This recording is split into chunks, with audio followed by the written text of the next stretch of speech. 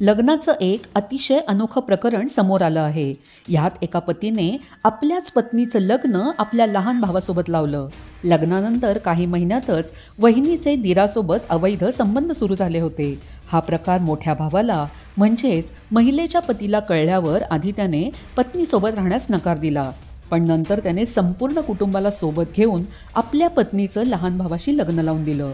हा अनोखा विवाह संपूर्ण परिसरात चर्चेचा विषय बनला आहे. घटना उत्तर प्रदेशातील जौनपूरमधील आहे. मिळालेल्या माहितीनुसार हे संपूर्ण प्रकरण जौनपूरच्या सिरकोनी पोलीस स्टेशन हद्दीतील बीबीपूर गावातील आहे. येथे राहणाऱ्या राम शिरोमणी यांचा मोठा मुलगा बहादूर गौतम याचं मे 2023 मध्ये लग्न झालं होतं. लग्नानंतर काही दिवसातच त्याच्या पत्नीचे आपल्या दिरासोबत म्हणजेच पतीच्या भावासोबत प्रेमसंबंध सुरू झाले. दीर आणि वहिनी यांच्यातील जवळीक वाढली आणि या जवळकीचं रूपांतर प्रेमात कधी झालं हे त्यांनाच कळलं नाही.